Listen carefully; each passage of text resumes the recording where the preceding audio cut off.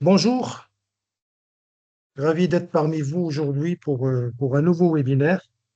Je vous remercie pour votre présence et remercie le groupe Tigelo Alpha Bank, principalement le marché des entreprises et son partenaire Equity BPI France pour la tenue de cet événement qui est devenu au fil des ans un événement parmi les événements majeurs et une référence. Nous sommes là depuis, Ajat peut me le confirmer, depuis 5 ans, 5 ans que ces événements, que cet événement existe et qui est un carrefour d'échange avec vous. Donc, sans plus tarder, aujourd'hui, nous vous proposons un thème qui est pour nous très structurant: comment exploiter l'IA pour améliorer l'expérience client.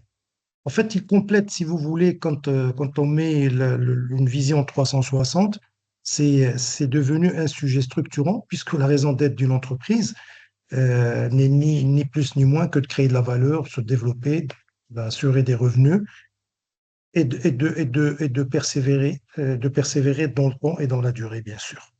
Nous avons tenu, c'est le dernier webinaire pour cette année, c'est le huitième. Nous en avons tenu sept et tous axés sur l'export, sur la transformation digitale, le risque de change, la croissance à travers le e-commerce et ainsi de suite. Donc, c'est un sujet qui est aussi un sujet des plus centraux. L'IA, euh, vous le savez mieux que moi, est venue ces derniers temps bousculer un petit peu la donne et nous sommes presque submergés, je dirais, quotidiennement par des posts, des annonces sur les réseaux spécialisés ou même les réseaux sociaux euh, pour des démos, pour des invitations à utiliser tel ou tel logiciel IA. Et il faut le dire, nos comportements ont changé. On recourant de plus en plus à titre individuel ou au niveau des entreprises à l'IA. Alors la question qui se pose, pourquoi l'IA est importante pour nos entreprises dans tout le domaine, a fortiori dans le domaine d'interaction avec ses clients pour l'expérience client? Tout simplement dans un environnement de plus en plus pesant au niveau de l'entreprise, avec une croissance des plus aiguisées, des changements de plus en plus rapides. Les modèles relationnels que nous avions avec les clients duraient dans le temps presque 10 ans, voire 20 ans. Aujourd'hui, un modèle relationnel, ça veut dire une manière de travailler avec votre partenaire. Elle vit peut-être 3 4 ans et encore, il faut la relifter, il faut lui apporter des modifications continuellement. Et donc, face à des attentes des clients et des partenaires de plus en plus élevées, ben, l'IA est en train de révolutionner un petit peu le paysage économique mondial. Les investissements aussi au niveau de l'IA sont de plus en plus importants, même au niveau des entreprises, et même au niveau des entreprises, avec un socle qui s'appelle l'IA chez les entreprises, soit un département, soit même une direction ou un lab fab, pour mettre de l'IA chez les corporates, les entreprises publiques, privées, les administrations, même au niveau des gouvernements, avec une vision et une stratégie de plus en plus à moyen terme. Ça veut dire qu'on n'est même plus dans le court terme. On voit un petit peu, par exemple, le Maroc a une vision qui s'appelle vision étatique Maroc numérique 2030. Donc, c'est une vision globale dans laquelle on trouve bien sûr tous ces sujets. Alors, où en sont justement nos entreprises dans cette trajectoire de l'IA? Alors, on estime d'une manière générale, au niveau mondial, qu'une entreprise sur deux a fait le pas. Et globalement, au niveau de la PME, c'est un peu moins, c'est une entreprise sur trois. Donc, il y a encore du travail chez la PME. Lors de ce webinaire, nous allons opérer une immersion chez l'entreprise pour tenter de comprendre, entre autres, quels sont les principaux enjeux pour vous, entreprise, aujourd'hui, avec vos relations avec le client, et notamment sur ces sujets. Quel apport pour les PME? Quels sont les apports pour les PME? Quels en sont les freins finalement? Est-ce que vous avez des freins? Quelles sont vos priorités? Quoi commencer et quels sont les prérequis, au dire des experts? Et quelles sont les ébauches ou du moins presque les pistes pour un futur proche de cette trajectoire? Pour en parler, nous avons l'immense plaisir d'avoir parmi nous aujourd'hui deux experts: Jonathan Kassen, qui est référent expert IA innovation, pôle expertise BPI France, et Youssef Rahmani, jeune cofondateur de Toom AI Analytics. Donc, nous avons deux experts aujourd'hui qui vivent ces sujets avec les entreprises, avec les partenaires d'une manière générale, et donc ils vont nous rapprocher au plus près de ce sujet. Comme d'habitude, nous allons prendre pour le pitch, si vous voulez, à peu près 40 minutes, à 45 minutes pour Jonathan et pour Youssef, et on va se réserver l'équivalent de ce temps pour les échanges avec vous. Et sur ce sujet, je le dis, je le réitère tout le temps, le plus important, c'est de vous écouter.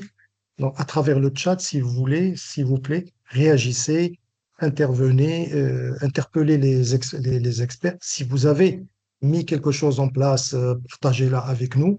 Et c'est comme ça que ce webinaire deviendra interactif.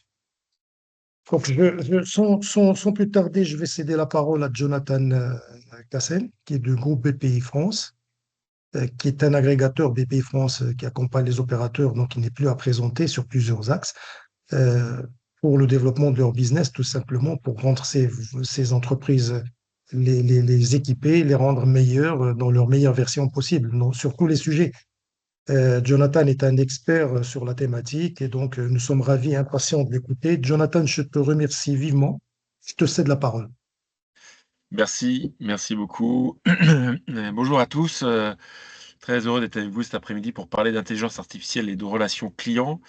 Je vais commencer d'abord par me présenter. Donc moi, je suis dans l'intelligence artificielle depuis à peu près 7 ans, où j'ai cadré et piloté de nombreux projets de déploiement d'intelligence artificielle à peu près dans tous les secteurs et sur tous les sujets, pas que sur le sujet de la relation client. Et je suis aujourd'hui dans la direction de l'accompagnement de BPI France, qui accompagne les PME et les ETI françaises sur leur trajectoire de maturité sur ce sujet de l'intelligence artificielle. Ce que je vous propose, c'est donc sur les 20 prochaines minutes, de faire une rapide introduction sur ce qu'on perçoit aujourd'hui de l'IA au sein des PME, des ETI, alors avec des chiffres de marché qui sont ceux du marché français que je côtoie tous les jours, mais où je pense qu'on a des tendances qui s'appliquent très bien à l'international. Et puis ensuite, on ira identifier quels sont les usages. Alors, qu'est-ce que l'IA très vite, et puis après, quels sont les usages pour la relation client. Alors, en guise d'introduction, je voulais vous partager, et même si je pense que je ne vous apprends rien en vous disant que le marché de l'IA est en pleine croissance, est en pleine explosion.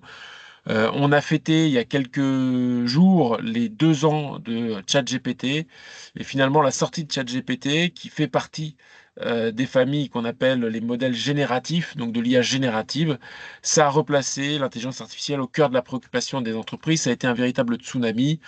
Pour moi qui travaille dans la transformation technologique des entreprises depuis une quinzaine d'années et sur l'IA depuis 7 ans, je n'avais jamais connu cet engouement, ce tsunami on a eu depuis 18 à 24 mois, avec une quasi-totalité des entreprises qui ont pris conscience qu'il était en train de se passer quelque chose, une révolution que certains estiment au moins aussi forte que qui est arrivée il y a une petite trentaine d'années avec Internet.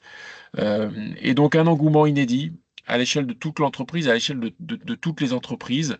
Début 2024, il y avait déjà les 3 quarts des entreprises qui avaient commencé à développer des projets d'IA générative. Si on reprenait la fin 2024, je pense que on serait plutôt au-dessus des 80%. Ce qui est nouveau, c'est que les usages en plus aujourd'hui touchent à peu près toutes les fonctions de l'entreprise. Donc là, on va parler beaucoup de relations clients aujourd'hui, mais on pourrait parler de bien d'autres sujets autour de l'IA. Pourquoi aussi, finalement, le marché est parti si vite? Parce qu'il s'appuyait sur un socle solide. L'intelligence artificielle, c'est pas une technologie nouvelle. Officiellement, c'est la date de création, c'est 1956, puisque c'est à cette date-là qu'on a décidé, que les chercheurs ont décidé d'appeler ce champ de recherche l'intelligence artificielle. Mais ça date de plus vieux encore. Le premier grand modèle de langage qui imiter un peu les interactions humaines date des années 1960.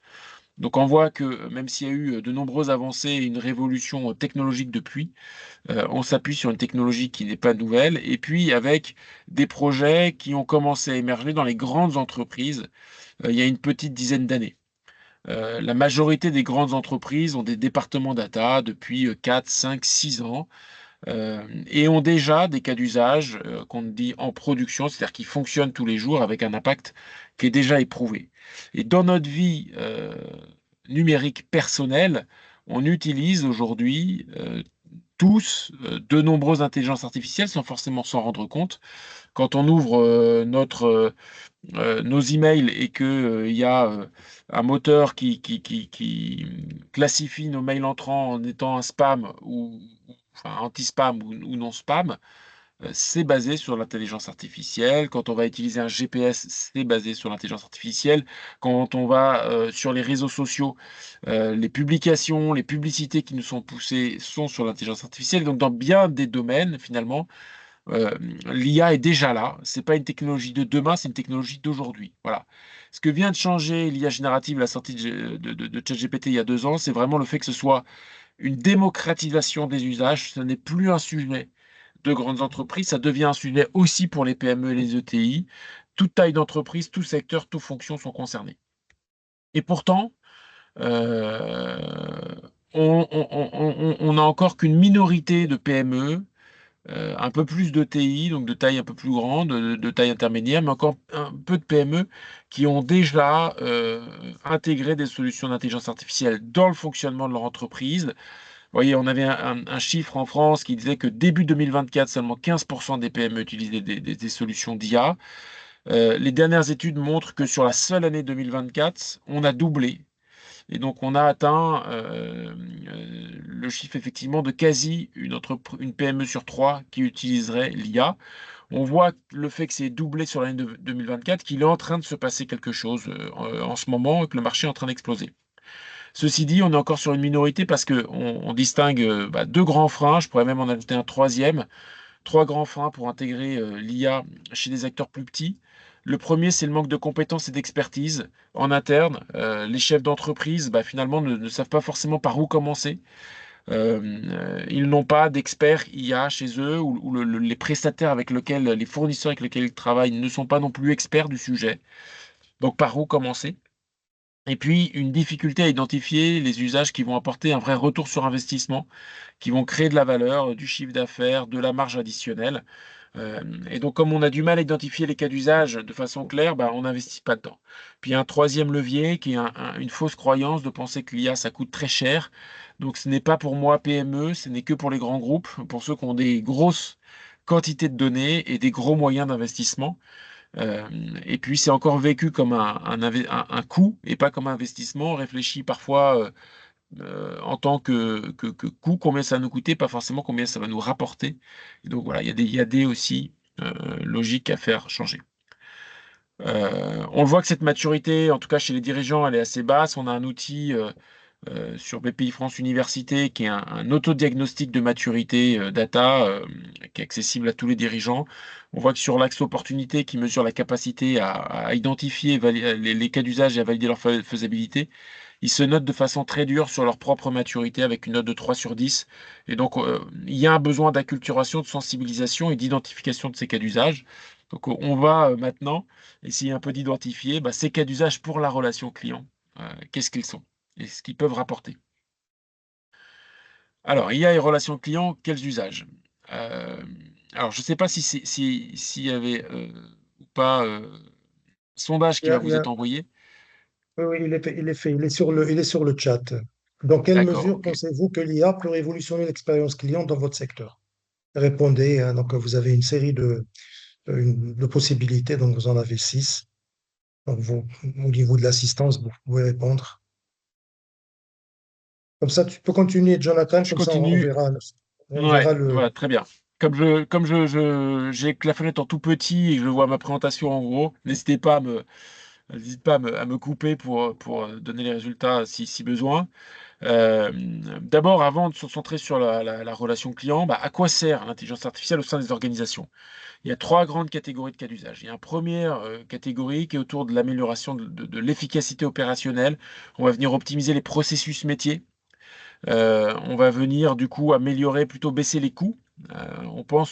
Quand on pense IA, on pense beaucoup automatisation de tâches dites à faible valeur ajoutée ou de tâches chronophages répétitives. Et on a des cas d'usage déjà très matures sur ces sujets-là. autour du contrôle qualité, de la maintenance, de l'optimisation, des stocks, de la prévision des ventes, de traitement automatique de flux de documents, que ce soit des mails, des documents administratifs, juridiques, etc., de lutte contre la fraude. On a de plus en plus de cas d'usage ça, dans ce premier pan. Et puis on a le deuxième, qui est l'objet du jour, hein, autour de la relation client, du marketing, des ventes, où on va rentrer dans le détail des différents cas d'usage qui sont proposés. C'est des cas d'usage qui ne sont pas nouveaux, qui existent depuis plusieurs années. On parle de data marketing, de data relation client depuis un moment, mais ces cas d'usage-là sont réellement euh, euh, chamboulés, transformés, améliorés grâce au progrès des IA génératives de ces 2 dernières années et l'accélération très importante des cycles d'innovation qu'on constate depuis 2 ans. Et puis enfin, il y a la possibilité, grâce à l'IA, de créer carrément de nouveaux business ou de nouveaux lignes de business. On accompagne beaucoup de PME, par exemple, qui vendent des produits et qui, grâce à l'intelligence artificielle, vont pouvoir ajouter des briques de service dans leur modèle d'affaires et changer un peu la façon dont elles fonctionnent sans révolutionner drastiquement l'entreprise, mais en étant tout de même créant des nouvelles lignes de business. Donc voilà un panorama un peu global d'à quoi sert l'IA des organisations, mais finalement, si on prend un peu de recul, qu'est-ce que l'intelligence artificielle? Je trouve que c'est toujours intéressant de se rappeler d'abord ce que ce n'est pas, parce que on a encore beaucoup de fausses croyances autour de l'IA. On voit des choses extrêmement spectaculaires. J'en présentais quelques-unes tout à l'heure autour de l'IA, donc ça paraît parfois un peu de la magie. On a ces images un peu fournies par Hollywood, d'IA un peu inhumaine, euh, du, du, du, du Terminator qui reviendrait finalement d'une intelligence artificielle qui viendrait exterminer les humains. On en est heureusement encore très loin. Et puis du fait qu'on est sur une technologie nouvelle et qu'on est sur de l'expérimental, des proof of concept. Les proof of concept, ça peut être bien pour commencer, mais c'est pas ça l'objectif. Aujourd'hui, l'IA, ça s'appuie sur de l'informatique, des mathématiques, et c'est pour aller chercher des retours sur investissement concrets. Surtout quand on est une PME, une ETI, on n'est pas là pour tester des choses qui vont peut-être ou probablement ne pas fonctionner. On est là pour tester des choses qui ont déjà un gros taux de succès et qui vont vous aider dans vos affaires quotidiennes. Et puis, on va parler beaucoup par la suite d'IA générative. Hein, alors, qu'est-ce qu'on appelle l'IA générative? L'IA générative, c'est une branche de l'IA, c'est pas du tout toute l'IA, c'est une branche de l'IA qui va se concentrer sur les modèles et les systèmes capables de générer. Donc, c'est de générer, ça peut être du texte, ça peut être des images, des vidéos, des sons, du code, puisque la quasi-totalité des développeurs informatiques aujourd'hui voient leur quotidien, leurs outils se transformer avec l'IA générative. Mais ça ne vient pas remplacer l'IA que je qualifierais de plus traditionnelle. Ça vient compléter, on va pouvoir faire des cas d'usage euh, différents, additionnels, et puis de plus en plus, on va combiner les deux technologies pour apporter plus de valeur. Donc, on va être sur des nouvelles typologies de cas d'usage, mais si on veut rester sur des choses où on va prédire, je veux prédire mes ventes de la prochaine année, je veux optimiser mes stocks, je veux faire du contrôle qualité, je veux faire tout ça, on- on va pas forcément utiliser l'IA générative, on va continuer à utiliser des modèles d'IA plus traditionnels, parce que sinon, l'IA générative serait moins fiable, plus chère et même plus coûteuse pour l'environnement.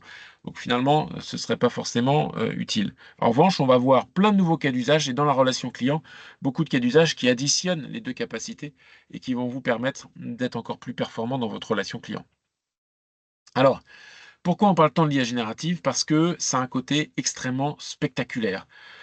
Pour la première fois, l'IA peut égaler l'intelligence humaine, où on a l'impression que ça égale l'intelligence humaine dans des tâches qui sont liées au langage et à la créativité qu'on pensait vraiment absolument dédiées à l'humain. Donc vous voyez par exemple à gauche là, des petites animations sur des tableaux de grands peintres à qui on a redonné vie quelque part, qu'on a imaginé à partir d'une image la création d'une vidéo. Donc ça a un côté assez spectaculaire. Et puis on a des IA qui vont passer des tests de plus en plus compliqués des grands tests de mathématiques, des textes d'entrée aux universités de médecine, etc. Donc c'est un côté extrêmement spectaculaire. Et on passe d'une IA qu'on pensait il y a 15 ans et qu'on voyait comme une intelligence artificielle qui va automatiser des tâches à faible valeur ajoutée, comme une IA qui va nous assister sur des tâches à haute valeur ajoutée. Parce que quand on va parler de relations clients, beaucoup de tâches voilà, vont être clés pour vous. Et on ne va pas venir forcément tout automatiser, on va automatiser une partie des tâches répétitives, moins faible, plus faible valeur ajoutée, et on va venir assister les services de relations clients sur des tâches à haute valeur ajoutée. Et ça, c'est vraiment un changement de paradigme qu'on a connu sur l'IA ces dernières années. Alors, avant de rentrer dans des cas d'usage précis, je fais juste très vite, il y a aussi des limites à utiliser l'IA, on est obligé d'en parler. On verra, il y a notamment les risques un peu d'hallucination. Je vais donner un exemple juste après. On est sur l'IA générative, un marché qui est encore en train de se construire. Donc, il faut l'utiliser à bon escient. Vous utilisez peut-être tous déjà, ou certains d'entre vous, ChatGPT, peut-être dans la version gratuite. Quand c'est une version, quand c'est un produit gratuit, ça veut dire que la sécurité des données, la sécurité de vos données, elle est peut-être pas garantie, elle est même sûrement pas garantie.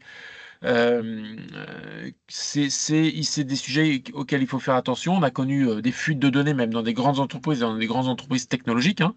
Par exemple, Samsung, qui a utilisé au départ ChatGPT gratuit, la version gratuite, et qui a fait fuir de la donnée confidentielle. Il y a encore des zones d'ombre sur la partie juridique. Euh, et puis, voilà, et puis donc ces risques d'hallucination. L'hallucination, c'est que le modèle d'IA générative fasse des erreurs, ne dise pas la vérité, se trompe. Ça, on a aujourd'hui plein de techniques aujourd'hui pour la limiter et pour pouvoir exploiter cette technologie en entreprise de façon efficace. Néanmoins, il ne faut pas faire comme si ça n'existait pas. Voilà un exemple un peu rigolo.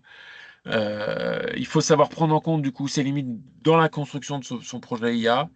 Il y a quelques mois, alors aujourd'hui c'est une hallucination, si vous la retestez, qui ne fonctionne plus, mais il y a d'autres hallucinations un peu similaires qui continuent de fonctionner. Poser à ChatGPT quel est le poids d'un œuf de mouton, il nous faisait une réponse qui, si on n'est pas du tout spécialiste des œufs de mouton, a l'air très scientifique. Évidemment, nous tous autour de ce webinaire, on sait que les moutons n'ont pas d'œufs. Mais finalement, si je pose une question sur un domaine que je ne maîtrise pas du tout, je peux me tromper parce que l'IA génératif n'est pas construit pour dire la vérité, mais construit pour m'apporter une réponse qui statistiquement paraisse le plus fiable possible.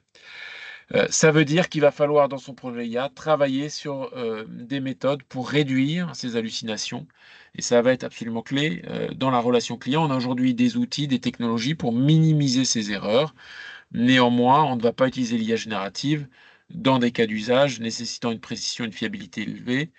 Euh, la voiture autonome, qui est déjà une réalité complète, par exemple à San Francisco, l'assistance au pilotage des avions ne vont pas évidemment utiliser ces technologies-là. Une fois que j'ai dit ça, euh, notre conviction forte, c'est qu'il y a un beaucoup plus grand risque à ne pas utiliser l'IA aujourd'hui qu'à l'utiliser. Il faut savoir l'utiliser à bon escient, mais voilà, si on ne l'utilise pas, il y a très vite, vu la vitesse à laquelle ça va, des risques de perte de compétitivité, de perte d'opportunités, de difficulté de recruter, puisque aujourd'hui, les dernières études montrent que de plus en plus, la capacité à utiliser des outils d'IA, et notamment d'IA générative, est un critère de choix pour les étudiants des meilleures universités, des meilleures écoles qui sortent un peu partout autour du monde. Voilà, puis un dernier sujet qui est clé dans le monde de l'IA et notamment de la relation client, c'est le sujet des agents IA dont vous allez entendre parler toute l'année 2025. L'agent IA, c'est quoi? On a des modèles qui ne sont plus uniquement en capacité d'apporter une réponse, comme peut le faire ChatGPT, d'analyser des informations et de vous fournir une réponse, mais aussi de prendre des actions en quasi-autonomie, de prendre des décisions et d'agir en conséquence et d'interagir avec d'autres systèmes. Ça, c'est ces technologies-là qui fait que notamment dans la partie relations clients, vente, marketing, il y a des provocations au départ qui étaient il y a quelques années, enfin il y a quelques mois, une provocation, mais qui commencent à arriver sur le marché. La provocation, elle venait de Sam Altman, le fondateur d'OpenAI, qui est l'éditeur de ChatGPT, qui disait que bientôt, avec les agents, on allait pouvoir créer, avec une seule personne, allait pouvoir créer tout seul une société qui serait valorisée à 1 milliard de dollars. C'était une provocation, mais aujourd'hui, au dernier salon, au grand salon international d'innovation, eh ben, on voit des sociétés, là j'ai pris l'exemple d'une société indienne, euh, qui se présente comme s'il faisait des travaux d'intérim, à proposer finalement des intérimaires, un spécialiste de la relation client, un spécialiste de la vente, un spécialiste de l'administratif, un spécialiste des achats. Tous ces spécialistes ne sont que des intelligences artificielles. Et on a vu à San Francisco une première pub un petit peu provocante disant arrêtez de recruter des humains, recrutez des IA parce qu'on va pouvoir automatiser le plus de choses. On n'est pas encore dans ce monde-là, mais l'IA, les agents IA, l'IA agentique, c'est ce dont on va tous entendre parler ces prochaines années. Et alors, au service de la relation client, qu'est-ce qu'on va pouvoir faire de façon très concrète pour vous? Eh bien, il y a 3 grandes typologies de cas d'usage que vous allez pouvoir traiter grâce à l'intelligence artificielle. Le premier, c'est améliorer la connaissance client. Voilà. L'IA, c'est un excellent outil pour améliorer la connaissance client, identifier les irritants de ses clients et reconstituer une connaissance client qu'on appelle 360 degrés parce qu'elle va capitaliser sur les données issues de vos différents canaux. Ça peut être des canaux mail, des canaux self-care, des canaux boutiques. Aujourd'hui, on va capitaliser sur toutes ces données-là, des canaux de messagerie instantanée, euh, pour mieux connaître ses clients, mieux connaître comment ils fonctionnent, quels sont les canaux avec lesquels ils interagissent plus, quels sont leurs niveaux d'engagement euh, avec votre marque, avec vos produits, avec vos services. Et ben, ça va nous permettre d'identifier la valeur d'usage des clients, d'être beaucoup plus pertinent dans leur segmentation, de savoir sur quel type de client il faut se concentrer. Et donc là, c'est des usages qui existent depuis longtemps, mais qui sont de plus en plus pertinents, de plus en plus performants, pardon. Deuxième grande catégorie, comment on va pouvoir renforcer votre service client. Et là, on a 2 cas d'usage. Je donnerai 2 exemples là-dessus juste après. Le premier, c'est un changement d'air pour le self-care et pour le service client un peu automatique. Vous avez sûrement connu une première génération de chatbot IA qui était basée sur des arbres de décision qui n'étaient pas très performants et qui étaient souvent décevants, voire frustrants, voire irritants quand on a à l'utiliser, puisqu'on posait des questions à un robot qui nous apportait rarement la réponse qu'on attendait. On est aujourd'hui vers une nouvelle génération de chatbot IA qui va aider le client à résoudre lui-même son problème en libre service, 24 heures sur 24, 7 jours sur 7, et qui va aujourd'hui être de plus en plus performant, qui va s'appuyer sur les techniques d'IA générative, qui va donc avoir un niveau de langage naturel beaucoup plus fort, et puis un niveau de pertinence dans ses réponses beaucoup plus forte. Donc on est vraiment sur un changement d'air pour le self-care, je donnerai un exemple là-dessus juste après. On a un deuxième exemple qui est celui de outiller le conseiller clientèle, qui va devenir un agent augmenté pour répondre à des sujets complexes. On va utiliser les bases de données de votre entreprise, votre documentation technique, votre documentation client, les principales questions et réponses qui peuvent être apportées dans l'historique des relations avec votre client. Et le conseiller clientèle, il va pouvoir interroger cette base-là par l'écrit ou par la voix pour mieux répondre à des demandes clients. Et ça fonctionne extrêmement, extrêmement bien. Moi, pour l'anecdote, j'ai un patron de PME qui est venu me voir en me disant, bah, j'ai fait un test en posant une des questions qui doit être dans le top 3 des questions que nos clients nous posent le plus souvent. J'ai posé la question à ChatGPT, puis ensuite j'ai posé la question à mes forces commerciales et mes forces de relations clients. Bah, ChatGPT était plus pertinent que 80% de mes forces commerciales. Donc là, je me suis dit que j'avais un problème et aujourd'hui, il a mis en place un outil pour outiller et qui aide aussi du coup à former, à améliorer ses conseillers clientèle, ses vendeurs qui sont aujourd'hui de plus en plus pertinents. Puis la dernière grande catégorie, c'est de pouvoir générer du contenu personnalisé en masse. On va pouvoir faire de la personnalisation, mais à grande échelle. Et donc ça repose aussi des questions pour les PME qui avaient souvent une proximité avec le client beaucoup plus forte que les grands groupes. Aujourd'hui, les grands groupes vont être en capacité de faire des contenus très personnalisés en masse là-dessus. Donc comment PME vous réagissez par rapport à ça et vous allez chercher un niveau de personnalisation encore plus fort sur ces sujets-là. Donc on va pouvoir créer, optimiser des campagnes marketing de relations clients de plus en plus personnalisé en fonction de l'historique et des profils des clients. Et puis générer des contenus de façon extrêmement simple, hein. On va générer des contenus de communication, des contenus marketing, des contenus de relations clients. En s'aidant avec l'IA générative, vous allez gagner plusieurs heures de production de contenu. Ces deux derniers, vous allez augmenter vos gains de satisfaction client et vous avez boosté votre taux d'engagement grâce à ces usages. Oui, Excuse-moi, Jonathan, Jean-Marc, le premier sondage, tu as une tendance, Jean-Marc? Oui, j'ai une tendance. Alors, Sur que, 11 que nous réponses, disent, oui, 64% des réponses ont signalé l'importance d'utiliser l'IA dans leur secteur. c'est déjà pas mal, c'est très super. encourageant. Merci. Le deuxième Et, sondage, quand est-ce qu'on et- le oui, renvoie? et Quand est-ce que... 100%, oui, et 100% des réponses ont répondu au moins ce plus tôt. Donc, aucune réponse n'a dit pas du tout, ni peu. Donc, ça veut dire qu'il y a Ok, d'accord. il y a une réelle nécessité de l'usage de l'IA. Super. Merci beaucoup, Jean. Quand est-ce qu'on va lancer le deuxième? Bah, vous Pas pouvez encore. lancer le deuxième sondage, comme ça on aura les résultats, on pourra échanger sur Ok, les résultats tu peux effectivement lancer, à la journée. Jean-Marc. Merci. Merci Vas-y, beaucoup. Jonathan. Merci.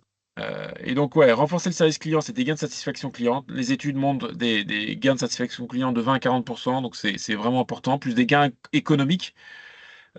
Puisque vous allez finalement plus efficace, hein, en pouvant répondre plus rapidement et pour moins cher à vos clients. Et puis générer du contenu personnalisé en masse, ça va booster votre taux d'engagement parce que plus de personnalisation, puis des gains économiques parce que au lieu de générer du contenu en plusieurs heures de travail, vous allez le faire en quelques minutes. On va pouvoir, en alignant tous ces cas d'usage, orchestrer des parcours personnalisés. Je vois que le temps file, donc je vais passer très vite sur la suite, mais optimiser la valeur de vie client par rapport à son coût d'acquisition et ça va être très intéressant. Hop. Premier exemple sur alors une entreprise de taille moyenne qui est une coopérative laitière qui souhaitait améliorer ça. C'est une coopérative laitière qui vend sur la plate, en Asie et notamment sur le marché chinois. Et ils n'étaient pas structurés pour avoir un service de relation client avec l'Asie. Donc, ils sont allés chercher une solution logicielle. Je pense que Youssef, qui parlera après, présentera un exemple aussi de solution qui peut porter ce type de réponse. Euh, une solution logicielle pour déployer un assistant multilingue, chinois et anglais, sur WhatsApp, capable de répondre aux questions sur les produits. Pourquoi c'est très intéressant sur WhatsApp? Parce que les clients chinois, ils sont déjà sur cet outil-là, ou sur une messagerie, parce que c'est voilà, plutôt des acteurs internationaux, donc ils ne sont pas que sur des messageries chinoises. Et pourquoi c'est très intéressant? Parce qu'on va chercher les clients là où ils sont. Ça va s'intégrer extrêmement facilement dans leur parcours. Et puis, on va avoir un système d'IA qui va converser en langage naturel, comme si on était avec un fournisseur, qui va répondre à nos demandes sur les produits, qui va nous guider, qui va donner des informations finalement sur toutes les questions qui reviennent régulièrement de la part des clients. Ça a permis d'améliorer drastiquement les capacités de gestion de la relation client, sans devoir augmenter, faire x2 sur la taille de l'équipe de relations clients que la coopérative ne pouvait pas gérer. Et puis même d'établir une connexion plus personnelle. Et donc ça, c'est quelque chose d'assez étonnant. C'est on utilise une IA et pourtant c'est une relation plus personnelle. Pourquoi? Parce qu'avant on n'avait pas les moyens de maintenir une relation dans le temps de façon continue. Et donc même si évidemment un humain serait peut-être capacité à créer une relation plus personnalisée, là finalement c'est déjà un peu en avant. Voilà. Puis là j'ai pris l'exemple de WhatsApp, mais ce type de solution pourrait s'étendre à d'autres plateformes de messagerie ou d'autres canaux de support.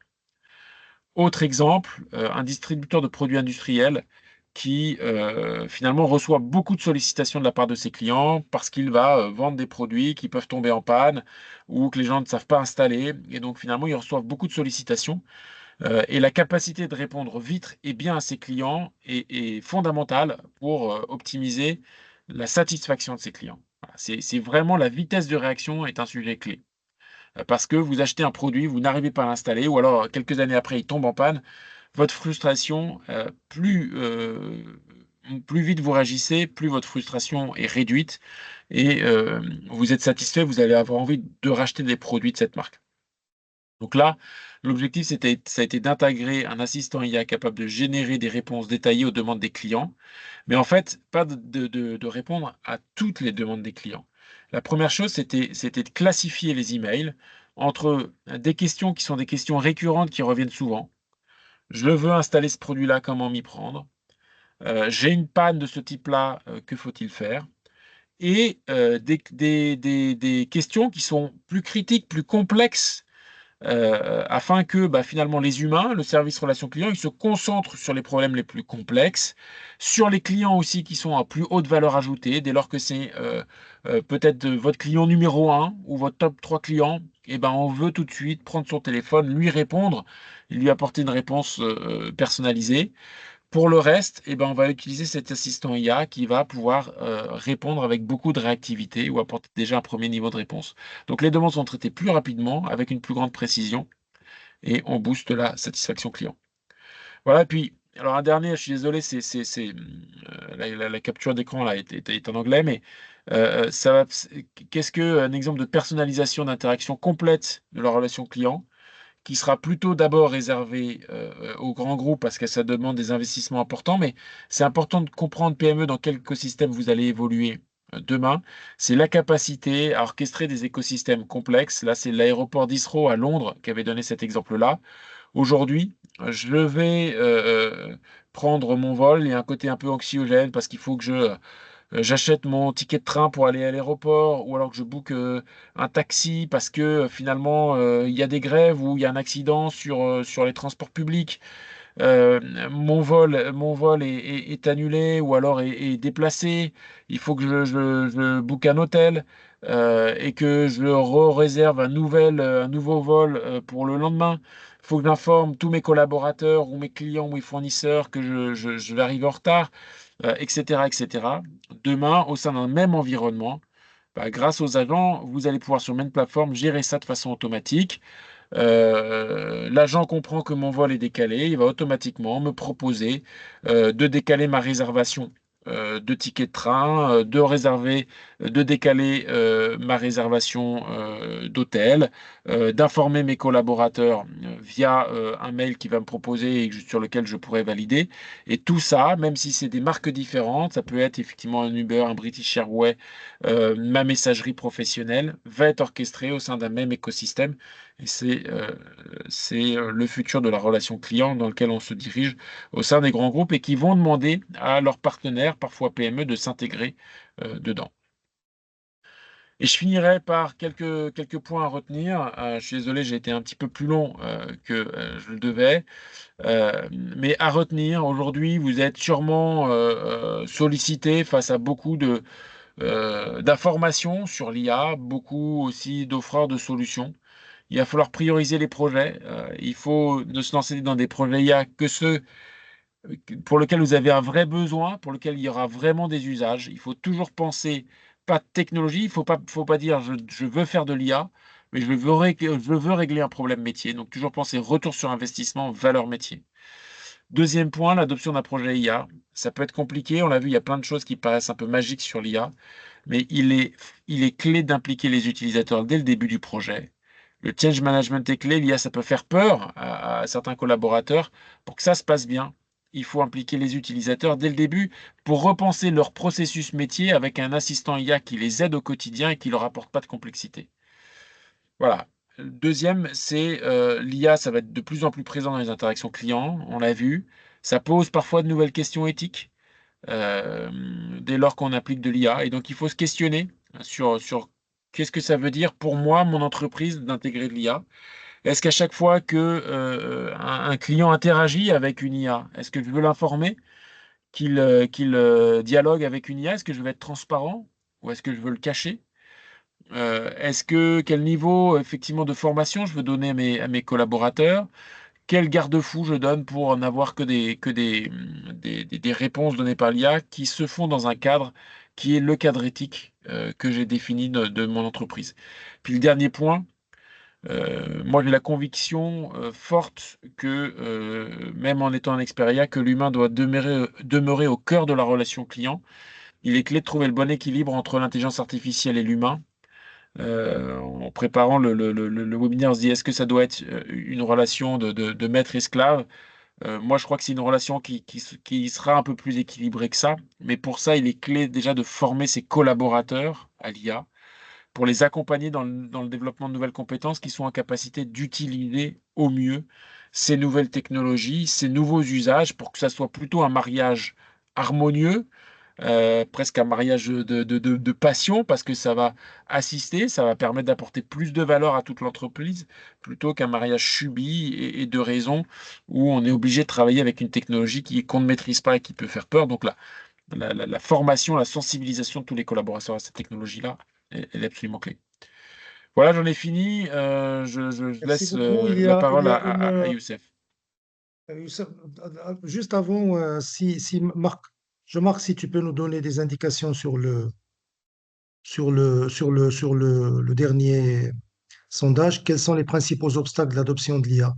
Donc, on Oui, a mis bien le sûr, coût, le manque de compétences oui, bien sûr, Kamal.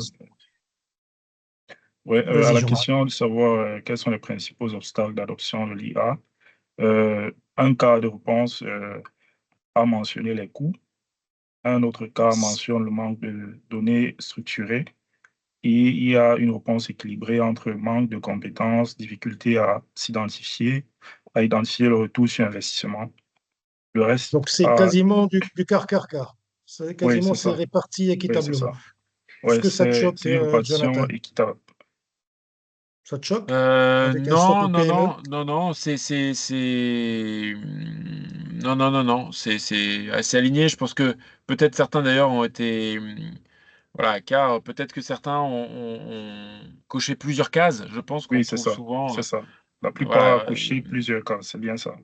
ouais, ouais, ouais, je pense qu'effectivement, c'est les freins habituels qu'on retrouve. Donc, je suis pas étonné que finalement les quatre cases ont été régulièrement cochées par les répondants. Et donc, moi, ma conviction, c'est pour ça que dans les PME, dans les ETI, l'IA va beaucoup rentrer par des fournisseurs de solutions, par des offreurs de solutions. C'est pour faire une transition avec ce qui va être présenté juste après, parce que c'est des choses qui vont, en matière de coûts, être plus accessibles pour des PME et puis qui va pallier au fait qu'il n'y a pas forcément d'expertise en interne. Quant au manque de données, bah, ça peut être une vraie difficulté. L'IA générative, parfois, pour quelques cas d'usage, peut malgré tout fonctionner sans avoir besoin de trop de données. Mais pour d'autres typologies de cas d'usage, bah, c'est vrai que ça va être les premières briques et que régulièrement dans les PME, avant de faire de l'IA ou avant de faire quelques cas d'usage, il faut déjà commencer par travailler Vérifier sur ces données, par la donnée. digitaliser ces process. Ouais, tout à fait. Excellent. Donc, de toute façon, nous reviendrons au niveau de Jonathan, au niveau des échanges avec l'assistance. Merci beaucoup. Donc, sans plus tarder, je cède la parole à Youssef. Youssef Rahmani, tu es parmi nous? Youssef, Oui, bonjour, oui, je suis là. merci d'avoir patienté, jeune fougueux, cofondateur de Toumaï Analytics. Moi, j'aime beaucoup j'ai eu lors de ces webinaires pas mal de jeunes. Donc, c'est bien d'avoir du sang neuf, avec cette start-up. Comment un jeune entrepreneur comme toi sur l'AI qui accompagne ces entreprises, comment il perçoit le marché? Quel est ton retour d'expérience et comment tu vois cette vision? Comment tu vois cette effervescence finalement maroco-marocaine autour de l'AI? Je te remercie infiniment, Youssef, et je te cède la parole. Merci beaucoup. Merci donc à Tijari Wafa Bank et à la BPI d'avoir organisé cet événement et pour l'invitation. Donc effectivement, je vais d'abord me présenter et ensuite l'objectif de ma présentation, c'est vraiment de faire un retour de terrain, un retour d'expérience par rapport au travail qu'on mène sur l'IA. Alors d'une part au sein des grands groupes, mais surtout aussi au sein de PME marocaines. Voilà, donc vous donner aussi quelques points de vue, quelques limites aussi qu'on voit dans le déploiement de l'IA actuellement. Voilà, et puis après, je serai ravi de répondre à des questions dans la deuxième partie. Donc, très rapidement, donc, moi, c'est Youssef, je suis un des cofondateurs de Toumaï. Alors, moi, j'ai évolué plutôt dans le monde de la finance et du droit avant de compléter ma formation à l'Université d'Oxford et ensuite de revenir au Maroc où j'ai, avec deux autres cofondateurs, monté justement cette startup il y a maintenant 3 ans qui est vraiment focalisée sur l'IA et en particulier sur la voix et notamment les langues africaines et justement son application au monde des affaires et de l'entreprise au Maroc et en Afrique de manière générale et même au-delà. Voilà, donc déjà, je vais vous présenter rapidement l'activité qu'on a. Donc nous, comme j'ai dit, on a vraiment, je dirais, 3 offres. La première, c'est plus sur la voix. Donc notre spécialisation, en fait, c'est qu'on a modélisé ce qu'on appelle les langues rares. Donc typiquement le Darija au Maroc, mais aussi le Wolof au Sénégal. On sait que le Maroc travaille beaucoup avec le Sénégal, donc on a déjà eu pas mal de clients qui font des expansions justement en Afrique de l'Ouest et qui ont besoin aussi de capacités linguistiques sur ces régions-là. On a aussi une partie analytics, donc c'est intéressant parce que Jonathan tout à l'heure il a parlé de tout ce qui est IA générative, mais aussi en fait l'IA classique. Et typiquement l'analytics, c'est plutôt de l'IA classique à la base, c'est tout ce qui est analyse de sentiments, analyse de mots-clés, etc. Et après, évidemment, on a un troisième pilier qui est très important, on va le voir pour les entreprises en Afrique, au Maroc, de manière générale, mais aussi au Maroc et en Afrique, qui est sur la partie conseil. On sait qu'aujourd'hui, l'IA, c'est quand même quelque chose d'assez nouveau. Quand on parle de IA générative, c'est encore plus un élément assez nouveau lorsqu'on parle d'intégration au niveau d'une entreprise. Et donc, on a vraiment cette branche consulting pour venir justement regarder le périmètre et réfléchir à des solutions qui sont les plus adaptées par rapport à l'activité du client. Donc, je vais passer maintenant justement à des cas d'usage qu'on a déjà déployés ou qu'on est en cours de déploiement chez certains clients. Alors, à chaque fois, ce que je vais faire, c'est que je vais présenter un petit peu la problématique qu'on avait. Et ensuite, comment justement on a tenté de résoudre cette problématique à travers l'IA. Ce qu'il faut savoir, c'est que les cas d'usage que je vais présenter ici, j'ai décidé de les orienter un peu plus sur les cas d'usage de l'IA générative, puisque c'est un petit peu le nouvel élément, c'est la nouvelle chose dont tout le monde parle. Mais évidemment, on pourra aussi parler d'IA classique qu'on déploie au sein de cette IA générative. Donc vraiment, dans un premier temps, on a pas mal travaillé sur un cas d'usage qui est en fait la génération de leads qualifiés.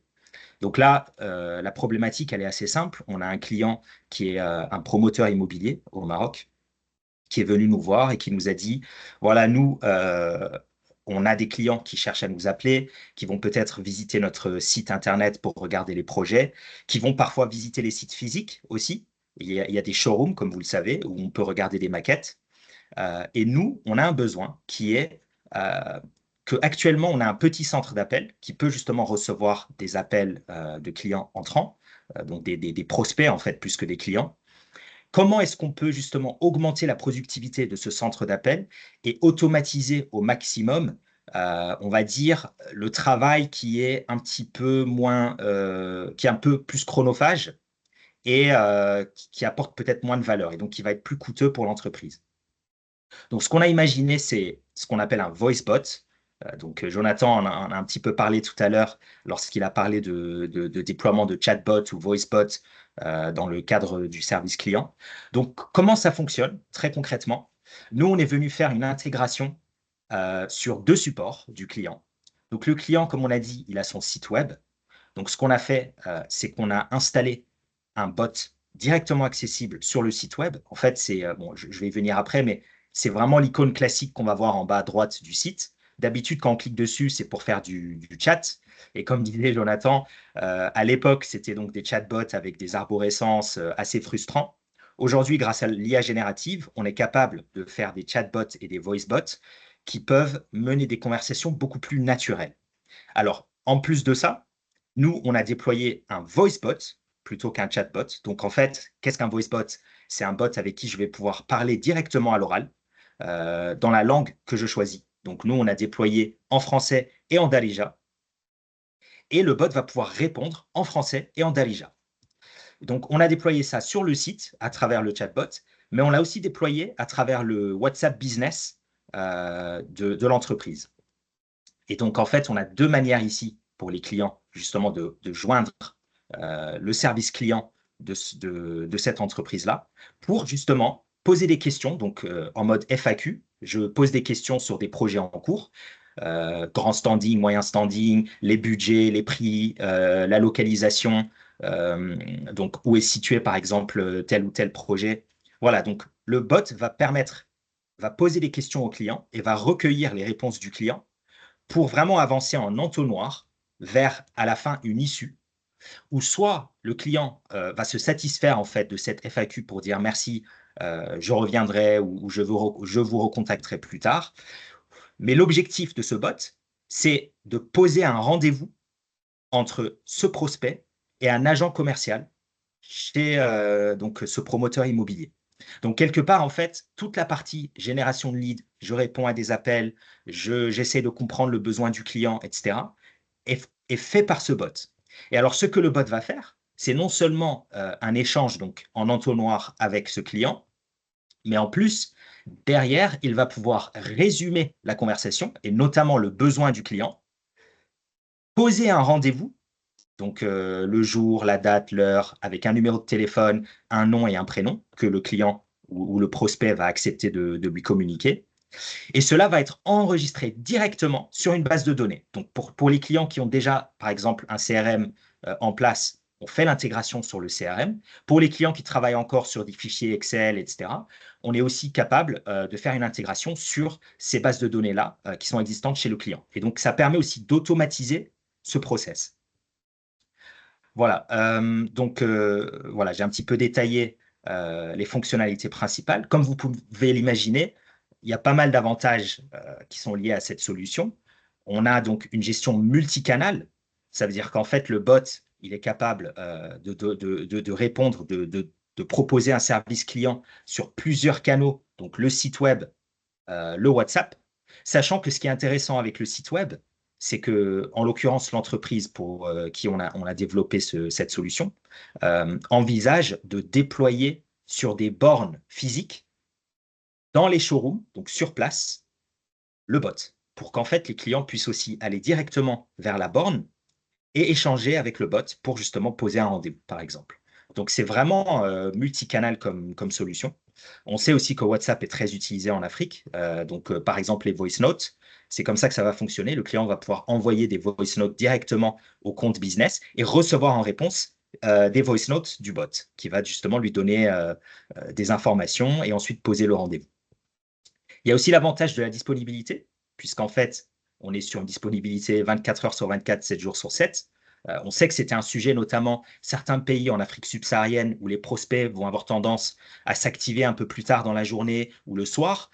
Et bien en fait, là, on va avoir un bot pour le service client qui sera toujours disponible pour poser des rendez-vous. Et évidemment, il y a un élément à ne pas négliger aussi, surtout en ce moment, vu le momentum de l'IA, c'est tout simplement, c'est aussi une stratégie de branding qui est assez innovant. C'est une manière aussi de montrer à ses clients qu'on est en avance, qu'on déploie les technologies, et ça éveille la curiosité du client. Donc, c'est un élément aussi à ne pas négliger par rapport à son image de marque. En termes donc je dirais, comment ça fonctionne, puisque l'idée, c'est aussi de vous donner un retour terrain. Donc, par exemple, chez nous, comment on fait? C'est qu'on va venir faire, dans un premier temps, une installation en one shot. Donc, c'est une installation qui se fait une fois sur… Alors, ça va dépendre de la complexité des intégrations qui seront demandées. Ça peut aller de 1 mois à 3 mois, par exemple, d'intégration. S'il y a un entraînement à faire sur des données qui sont spécifiques à votre entreprise parce que justement, notamment là dans le cadre d'un bot par exemple, il faut lui constituer une base de connaissances. Donc on va lui donner justement des informations sur les projets. Donc là en l'occurrence c'est des projets immobiliers, mais on pourrait aussi l'imaginer par exemple, on pourrait imaginer un revendeur de véhicules seconde main par exemple. Ça serait le même cas d'usage, mais au lieu d'avoir des immeubles, ça serait des marques de voitures, des modèles, des prix. Donc, il y a une base de données à mettre en place. Et après, une fois que c'est mis en place, en général, comment ça fonctionne? Alors, ce qu'il faut savoir, c'est que le business model, donc le modèle de coût, c'est-à-dire en gros comment je paye pour ce type de service, il est encore en évolution, puisque l'IA est encore assez nouvelle et les entreprises comme les nôtres sont encore un petit peu en train de chercher le pricing le plus optimal. Généralement, comment ça marche aujourd'hui? Il y a un petit peu un consensus qui est en train d'émerger sur ce type de cas d'usage, c'est qu'on va essayer d'estimer un volume par mois d'interaction, puisqu'en fait, souvent l'IA générative le vrai coût, le vrai facteur coût derrière, c'est la consommation par interaction, par exemple. Et donc, en fonction du volume d'interaction, on va faire un sorte de tarif dégressif.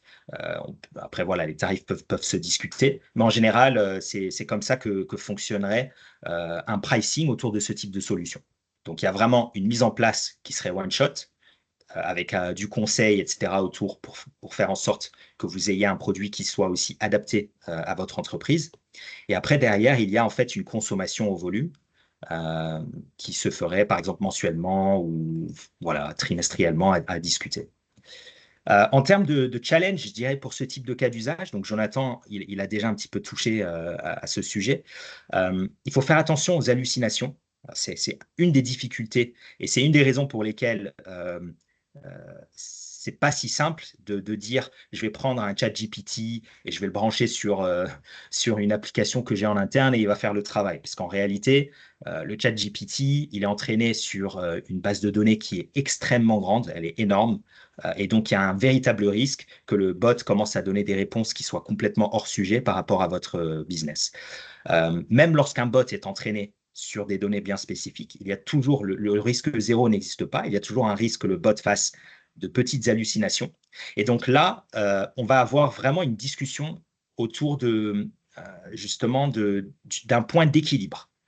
C'est-à-dire que d'un côté, on peut laisser une certaine flexibilité au bot pour qu'il puisse justement engager une conversation naturelle, assez ouverte, et qu'il puisse aussi répondre à des questions qui sont parfois des questions contextuelles, qui ne sont pas directement liées à un projet, mais qui peuvent aider un prospect à mieux se projeter. Je vous donne un exemple dans le cas de l'immobilier. Un client qui va, par exemple, demander s'il y a des clubs de surf dans telle ville, à côté de tel projet, eh bien, en fait, peut-être qu'une des raisons pour lesquelles le client pose cette question, c'est parce qu'il veut aussi se projeter par rapport à l'achat qu'il va faire sur la partie immobilière. Donc, le bot doit aussi être capable d'être assez flexible pour adresser ce type de questions. Mais en même temps, le bot ne doit pas répondre à des questions qui sont complètement hors sujet. Voilà, donc il y a toujours un équilibre à poser et c'est vraiment là-dessus, je dirais, que des entreprises comme la nôtre se spécialisent aussi. C'est que on est un petit peu des experts du calibrage des bots pour qu'ils soient vraiment pertinents par rapport à votre cas d'usage. Voilà, donc bon, là j'ai juste un petit screenshot en fait de à quoi pourrait ressembler sur le site. Donc le client va tout simplement cliquer sur le petit icône et ici, une fois qu'il a accepté, parce qu'évidemment il faut qu'on soit en conformité avec la loi 0809 autour de la protection des données personnelles. Donc ici, on avance sur une base du consentement du prospect. Donc le prospect consente à donner des informations personnelles dans le but justement d'être contacté pour une opération d'achat, par exemple. Et une fois qu'il a accepté, eh bien, en fait, il va pouvoir cliquer ici sur l'icône microphone et parler, échanger avec le bot naturellement. Voilà. Et puis, donc, terminer la conversation. Et ensuite, il sera recontacté par l'entreprise. Voilà, il y a aussi le choix de la langue. Comme j'ai dit, on cherche aussi à être multilingue. Ça, c'est un challenge technique qu'on a réussi à craquer. Et voilà, il y a pas mal d'autres fonctionnalités, mais grosso modo, c'est un petit peu à ça que pourrait ressembler un voice bot. Donc là, je vais passer un petit peu rapidement Excuse-moi, sur... Oui, excuse-moi, Youssouf, simplement, Jean-Marc, pour il y a un troisième sondage que tu as mis sur le chat. Quels sont les principaux objectifs de vos analyses? Donner client, améliorer la satisfaction, augmenter. Tu peux nous donner quelque chose? oui, la moitié des répondants ont souligné améliorer la satisfaction client. Le tiers a répondu augmenter les ventes et le reste identifier les nouveaux segments de clientèle. Je rappelle que ce Donc, sont des choix multiples, donc ça veut dire qu'il est possible qu'il y ait des ça marche. réponses multiples. Oui. Ça te parle, Youssef? C'est plus oui, tout à l'amélioration de la fait. satisfaction client. Ça veut dire qu'on est dans le socle consolidé d'abord mon périmètre, mon client.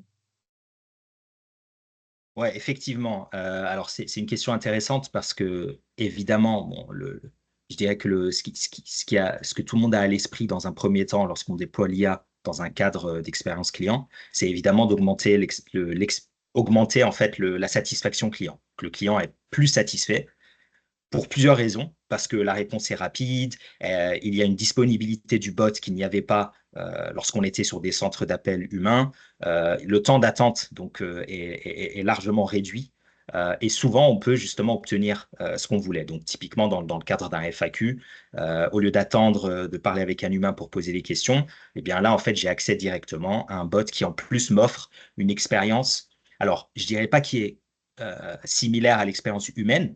On fait attention à ça aussi, nous. On ne cherche pas à avoir un bot euh, dont les clients vont penser en fait qu'il parle avec un humain. C'est pas l'objectif. On dit toujours qu'il s'agit d'une IA et d'un bot. C'est important aussi pour pas duper entre guillemets les clients. Mais une conversation fluide, comme je disais tout à l'heure. Mais on va voir, et peut-être, bon, ça fera partie des discussions qu'on pourra avoir à la fin lors du panel, mais on verra qu'il y a de plus en plus maintenant des stratégies où on va aussi utiliser l'IA pour chercher aussi à augmenter les ventes ou à réduire des coûts. Donc, de toute façon, c'est toujours ça qu'on cherche, hein. C'est Merci. augmenter les ventes ou réduire les coûts. Merci, Youssef. Jean-Marc, tu peux envoyer le dernier sondage que tu as. Comme ça, les gens Oui, bien peuvent sûr. le. Merci beaucoup. Vas-y, Youssef. Très bien. Donc là, on est sur un deuxième cas d'usage qui est assez similaire finalement au cas d'usage du VoiceBot, mais dans, on va dire, euh, un champ d'application assez différent. Donc ici, nous, on a travaillé avec un fournisseur, donc c'est fournisseur de fruits et légumes, produits frais, etc., qui va en fait fournir ces produits à des moules hanout, donc à des commerçants donc d'épicerie, etc., au Maroc. Et alors là, le cas d'usage, il est assez intéressant. Cette entreprise donc, avec qui on a travaillé nous a dit, écoutez, moi, aujourd'hui, je reçois beaucoup de commandes, soit par des voice notes sur WhatsApp, donc en fait des moules hanout qui vont chercher à me contacter sur WhatsApp pour me dire bonjour, pour demain, je voudrais commander tant de litres de lait et tant de, par exemple, de kilos de carottes. Donc soit ça, ou soit à travers directement un appel, parce que justement, il y a une préférence pour la voix. On le sait tous, on est une culture assez orale. Je dirais même en Europe et aux États-Unis, si vous proposez des services voix, le client souvent va préférer le service voix à un service écrit, un emailing, etc.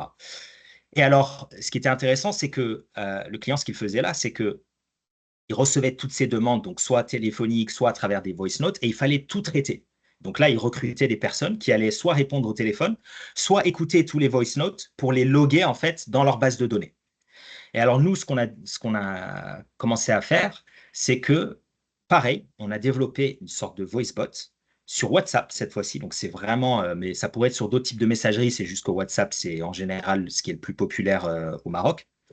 Et là, très simplement, le moule hanout, il va pouvoir échanger avec le voicebot en lui envoyant sa commande. Donc, il va détailler les produits. Voilà, 5 litres de lait de telle marque, etc. Et en fait, le bot, il va pouvoir faire plusieurs choses. Il va pouvoir donner des prix du jour par rapport à tel ou tel produit et par rapport à telle ou telle marque. Il va pouvoir aussi donner une information sur le stock, c'est-à-dire qu'est-ce que j'ai en stock, qu'est-ce que je n'ai pas en stock aujourd'hui. Et évidemment, il va pouvoir enregistrer une commande. Donc là, le moule hanout, une fois qu'il a les informations par rapport au prix, par rapport au stock, etc., il va pouvoir passer sa commande. Et là, ce qui se passe, c'est qu'on a fait une intégration sur la base de données client. Ça va être enregistré du coup directement sur un Excel ou une base de données, par exemple, de gestion d'inventaire ou de passage de commande que le client peut avoir chez lui en interne. Et puis en fait, du coup, on a automatisé une grande partie du travail qui a à la base été fait de manière manuelle en augmentant la satisfaction des moules hanout, parce qu'en fait, ils n'avaient plus à attendre parfois une confirmation qui mettait peut-être un peu plus de temps parce que les personnes étaient débordées chez le client. Mais surtout, en fait, c'est automatisé. Donc, côté client, on n'a pas besoin d'avoir toute cette main-d'œuvre qui va faire la retranscription, etc., parfois avec des erreurs. Et on va justement remplacer ça par ce type de solution VoiceBot. Donc là, c'est les mêmes avantages, hein, gestion multicanal, parce qu'on pourrait, bon là on parle de WhatsApp, mais on pourrait imaginer d'autres canaux. Bon là, on parle d'un vendeur, voilà, un grossiste par exemple pour tout ce qui est produits frais, mais on peut très bien imaginer d'autres cas d'usage en B2B. Euh, bon, pareil, on a une disponibilité constante et une stratégie de branding qui peut être assez intéressante vis-à-vis de nos clients. Voilà, donc je vais passer ce cas d'usage qui est en termes de technologie assez similaire à celui d'avant, mais en termes de cas d'usage, c'est un autre cas d'usage sur lequel on a pu travailler. Le troisième cas d'usage que je vais présenter, et après je m'arrêterai ici, sauf si évidemment on a un peu plus de temps, c'est ce qu'on appelle le push voice. Donc ça, c'est un autre cas d'usage qui est assez populaire, qui devient de plus en plus populaire chez certains segments de PME en Afrique, donc aussi en Afrique subsaharienne, on a vu. C'est ce qu'on appelle le push voice. Donc je vous explique un petit peu de quoi il s'agit pour ceux qui sont peut-être un petit peu moins familiers. Donc aujourd'hui, on peut avoir des entreprises, notamment dans le B2C par exemple, qui veulent envoyer des offres promotionnelles ou qui veulent envoyer une information ou une communication à leur clientèle. Aujourd'hui, il y a plusieurs manières de le faire. On peut employer des humains qui vont, du coup, en utilisant les informations sur le CRM, appeler ses clients pour parler avec eux. Une autre approche, c'est l'approche un peu plus classique, c'est le push text. Donc, en fait, on va envoyer des SMS de masse aux clients avec des offres promotionnelles. Maintenant, une des problématiques qu'on a en Afrique notamment, c'est que souvent, les SMS ne sont pas forcément lus, donc ne sont pas forcément ouverts. Et en général, du coup, on a un taux de conversion vis-à-vis des SMS qui est assez bas, un taux d'ouverture très bas. Bon, on parle de, ça va dépendre, hein, mais on va parler de 3 ou 4% de taux d'ouverture, donc c'est assez bas. Et alors, on se rend compte que lorsqu'on passe sur du voice, donc vraiment au niveau de la voix, donc lorsqu'on va appeler le client, là, on va avoir un taux de réponse qui sera multiplié par 10. Donc, on passe en fait à 30%, 40%, ça va dépendre aussi de l'entreprise et du secteur. Et alors là, du coup, il y a une question qui se pose, puisque ce qui est intéressant aussi avec la voix quand on emploie des êtres humains, c'est que forcément, l'être humain va pouvoir personnaliser l'appel. Il va pouvoir dire bonjour monsieur ou madame Untel, voilà, je vous contacte par rapport aux derniers achats que vous avez pu faire. Savez-vous qu'il y a une offre en ce moment sur tel ou tel produit, etc. J'ai inventé un exemple, hein, mais. Et alors, ce qui est intéressant avec l'IA générative, c'est qu'aujourd'hui, on est capable d'automatiser ce process. Comment ça marche? Très simplement, le client va donc décider d'une phrase. En fait, il a une idée. Par exemple, le client va dire, ben, moi, cette semaine, j'ai une campagne, par exemple, promotionnelle que je dois envoyer à mes clients. Et il a son wording, en fait. Il a la phrase déjà, l'idée de ce qu'il doit communiquer. Donc, nous, ce qu'on va faire, c'est que on va installer des variables dans la phrase qui vont justement permettre une personnalisation.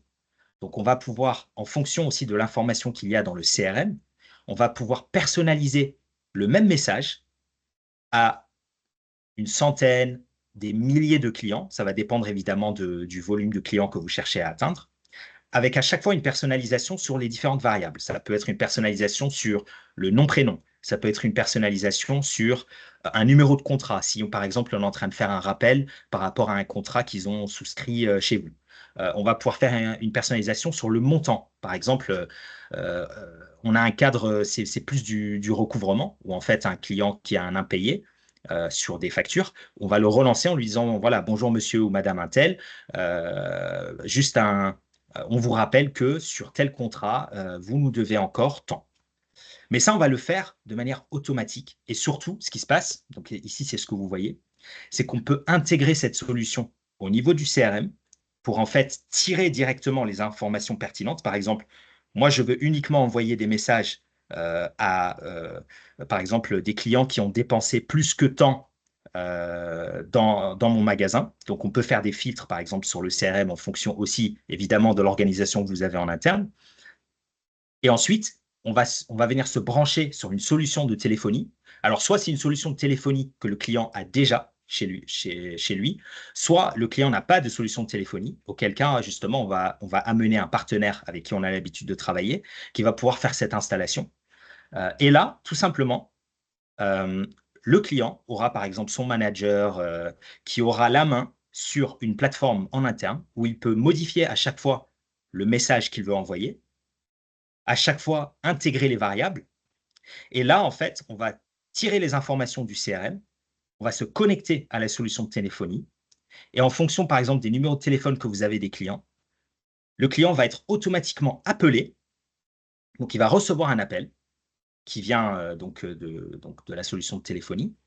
Et lorsqu'il décroche, le message, en fait, sera lu à cette personne dans la langue souhaitée. Donc, on peut faire en Darija. On a fait, par exemple, un cas au Sénégal en Wolof. Évidemment, on peut le faire en français. Et donc, en fait, là, ce que ça permet de faire, c'est qu'on peut s'assurer que le client a bien répondu à l'appel. Et donc, en fait, il a bien écouté le message. Donc, le message lui est parvenu et on a du coup augmenté ce qu'on appelle le reach en anglais. Donc, on a réussi justement à atteindre le client et à augmenter le taux de réponse, on va dire, à une campagne. Évidemment, les prochaines étapes, ça c'est après là, on n'y est pas encore, mais les prochaines étapes, ça serait même, au lieu d'avoir une voix qui va simplement lire un message, ce serait justement d'installer l'équivalent d'un voicebot, comme vous avez vu tout à l'heure, qui pourrait même avoir une interaction un peu plus dynamique avec le client sur des cas particuliers. Donc, par exemple, demander ce que le client a pensé de tel ou tel produit, son feedback. Et en fonction du feedback qui est donné, on peut faire de l'analyse dessus. Donc ça, c'est des cas d'usage sur lesquels on est en train de travailler en ce moment. Et ça permet d'aller beaucoup plus loin, justement, sur l'analyse Youssef, du client et de ses besoins. Youssef, c'est bon? Tu as d'autres choses où on peut Donc là, passer? ça y est, ouais, j'ai fini. Merci beaucoup. Merci. Donc, rapidement, Marc Aurèle, le dernier sondage, avant qu'on passe à l'échange avec Jonathan dans quelle mesure exploitez-vous les données clients pour Euh, améliorer l'expérience client? Tu peux nous donner oui, quelque chose, Marc Aurèle? oui, pour les tendances, un peu plus de 50% ont dit ils exploitent beaucoup les données clients. C'est déjà pas mal. C'est déjà pas mal. Oui, tandis qu'un quart ont dit qu'ils exploitent peu les données clients et un sixième ont dit qu'ils exploitent plutôt quelquefois les données clients. Ça marche. Donc, il y a déjà 50% de personnes qui disent qu'ils exploitent la donnée. Oui, Une phrase, est-ce que ça te parle, Youssef? Est-ce que c'est une Ouais, tendance chez les PME? oui, oui, 50% de tout la à donnée? fait. Ouais, alors après, évidemment, bon, tout dépend de ce qu'on entend par exploiter. On peut exploiter de manière, on va dire, artisanale, mais on peut aussi exploiter de manière un peu plus big data. Donc, c'est là où il y a le degré de variation qu'on va observer chez les PME. Merci beaucoup, Youssef. On va passer à l'échange entre nous, aussi avec l'assistance. Donc, n'hésitez pas à poser vos questions et vos interrogations. On est à votre disposition. Merci, Youssef. Merci, Jonathan, pour cette immersion hein, sur l'IA, vue d'un œil de vous, les experts. Moi, les questions à Jonathan, pour les synthétiser, c'est finalement, la question qui se pose, c'est comment s'y prendre, pardon, pour lancer un projet IA dans mon entreprise, moi PME, et quoi commencer? Ça, c'est la première question. Quelles sont les prochaines tendances? Comment tu vois un petit peu ces bouleversements? Est-ce que sur l'expérience client, et puis est-ce qu'il y a un équilibre entre l'humain et l'IA? Parce que on a toujours, tu l'as dit tout à l'heure, Jonathan, quand tu parlais d'Hollywood et tout ça, effectivement, sur Terminator et sur le film de Steven Spielberg aussi, hein. Quel est l'optimum entre l'IA et l'humain? Est-ce que aujourd'hui l'humain doit être suffisamment embordé pour être assisté par l'IA? Ça, c'est très important. Et puis une dernière question. Moi, par exemple, quand j'étais senior banker dans ma vie professionnelle, j'avais cette tendance, Jonathan, à être sur les gros. Tu sais, on classe les clients par les revenus, par les chiffres d'affaires, par ce que tu veux. Et on avait toujours cette tendance à se cristalliser, à, se- à se tri- à se cristalliser sur les gros. Est-ce que l'IA permet finalement d'aller sur tout le domaine? Ça, c'est très important, Jonathan. Et puis, pour Youssef, excuse-moi, Youssef, la première question Oui, qui se pose, c'est que tu as parlé des cas d'utilisation les plus promoteurs de l'analyse prédictive dans le domaine. Est-ce que l'IA a la même question? Est-ce que, par exemple, est-ce que tu la vois plus dans le B2C que dans le B2B où chacun trouve sa part des choses et on peut finalement prendre tout le portefeuille. Ça veut dire qu'on a toute cette étendue. Et comment mesurer finalement, parce que quand tu es chez l'entreprise, avec des managers et tout ça, avant de lancer un projet, on regarde les coûts, on l'a dit tout à l'heure, on regarde un petit peu toutes ces entraves et tout ça. Comment mesurer finalement ce retour sur investissement d'un projet lié à l'expérience client d'un projet IA? Quels sont les principaux freins que tu vois chez les entreprises quand tu les vois, les entreprises? Quels sont surtout au démarrage, quels sont ces freins? Et une autre question aussi, euh, est-ce que finalement, quand tu es chez les entreprises, il faut être le plus simplificateur possible, réduire vraiment la simplicité, commencer par le plus petit et en commençant à grandir. Est-ce que tu vois la chose comme ça? Merci. Je vous cède la parole à tous les deux. Je commence par Jonathan.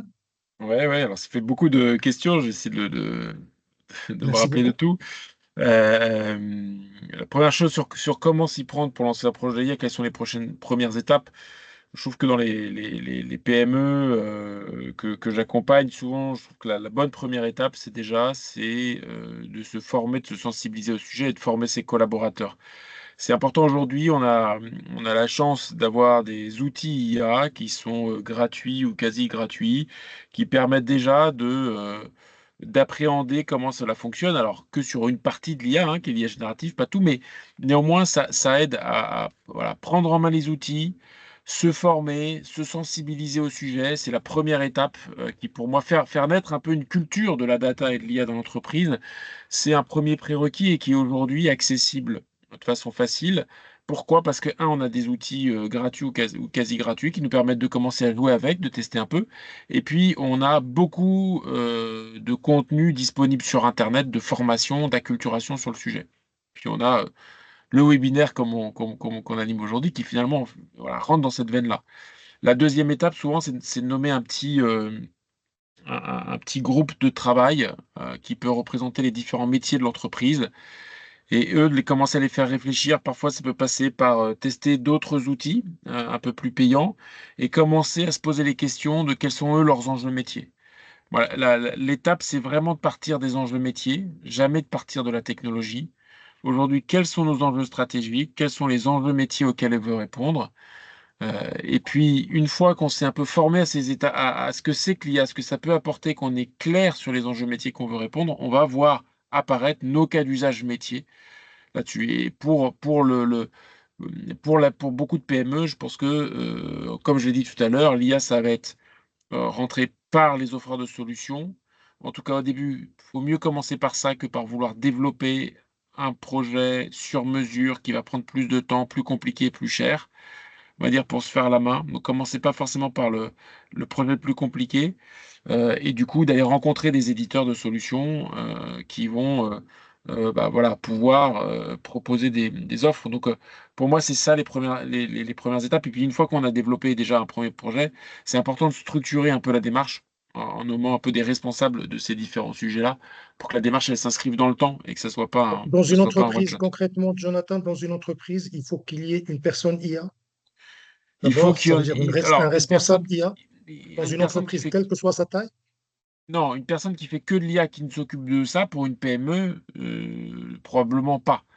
Il n'y a pas les moyens d'avoir une personne qui fait que de l'IA. Par contre, il faut qu'il y ait quelqu'un qui soit responsabilisé dessus. Ça peut être le responsable IT s'il y en a, ça peut être un responsable transformation, un responsable stratégie. Si notre enjeu principal, il se trouve autour du marketing et de la relation client, ça peut être aussi celui qui est en charge de ces sujets-là, qui va prendre le sujet. Mais il faut qu'il y ait quelqu'un qui se sente responsabilisé sur ce sujet-là. Mais c'est pas forcément un métier à temps plein pour une PME. Donc, pour moi, ça, c'est les premières étapes. Ensuite, sur tout ce qui va être le bon équilibre. Donc, est-ce qu'il faut former les mondes? Oui, c'est certain. Il faut former le plus grand monde dans une entreprise. Le marché va changer, va se structurer beaucoup autour de l'intelligence artificielle. Il faut outiller vos collaborateurs sur le sujet. Il faut les former au maximum. Ça, c'est clé. Et ça va être clé quand on va vouloir trouver le bon équilibre entre l'homme et entre l'humain et puis l'IA.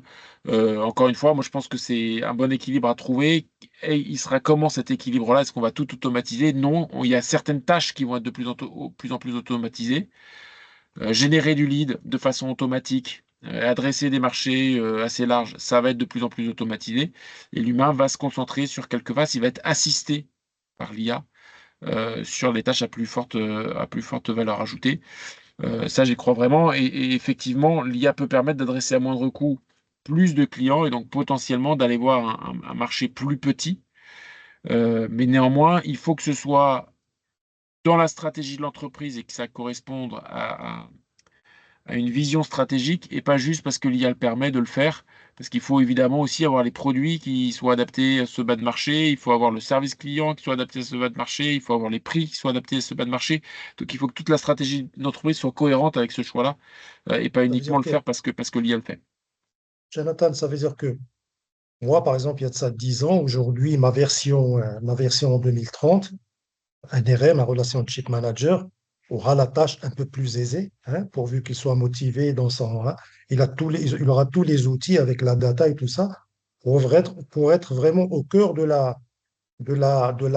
l'attractivité, de la valeur avec son client. Ça veut dire que tous les Je suis ingrédients, quand on est dans cette culture, quand on a toute la donnée, quand on est assisté par l'IA, quand on a des bons outils, normalement, il sera présent un peu partout dans les scopes chez le client, Alors, je ne sais quelle pas que s'il soit sera la taille. plus facile. Je ne sais pas si son travail sera plus facile parce que le niveau d'exigence va monter.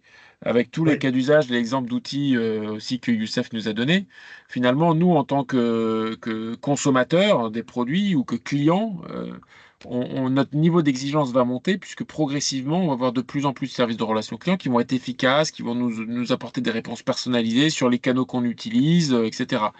Donc notre niveau d'exigence va monter. Donc c'est plutôt en 2030 et même avant, je pense, les entreprises qui n'utiliseront pas ces outils, pour le on coup, dépassé. seront jugées de façon très sévère sur le marché puisqu'on s'attendra à un niveau de service client bien plus élevé. Merci beaucoup, Jonathan. Donc, Youssef, je te recède la parole. Oui, Tu as merci. retenu? Oui, oui, oui, j'ai pris Il des y a une notes. question, si tu peux répondre à une Oui. question sur le chat de mon ami Si Jalal Bounoua Mohamed. Y a-t-il à ce jour un cadre réglementaire international des normes qui régissent? Parce que tu as parlé tout à l'heure de la norme de la protection des données. Il y a même en chat GPT, il en a parlé, Jonathan, sur le risque d'égarement de la donnée. Et puis quand tu prends un fichier, quand tu le mets, par exemple, pour qu'il soit traduit ou qu'il soit compressé ou qu'il soit retraité, est-ce qu'il n'y a pas justement est-ce que le risque n'existe pas? Vas-y, Youssef. Non, Merci. c'est une excellente question. Alors, on, on a la chance chez Toumaï d'avoir commencé à travailler vraiment sur le marché avec des grands groupes, notamment TJ Wafa Bank, qui ont justement on va dire, des exigences extrêmement élevées en termes de sécurité, en termes de protection des données, etc. Euh, et donc, ça a vraiment été un gros focus pour nous. Euh, Justement de ce travail sur la partie sécurité, le cadre réglementaire. Donc quelques minutes, un petit peu moins, j'essaierai de répondre à cette question. En fait, il y a plusieurs choses. Premièrement, effectivement, il y a tout ce qui est données personnelles. Donc là, effectivement, il y a un sujet, notamment au Maroc, dans un premier temps, où on doit obtenir un consentement lorsqu'on utilise les données personnelles de ses clients. Ça, c'est évident, ou en tout cas, il faut un intérêt légitime.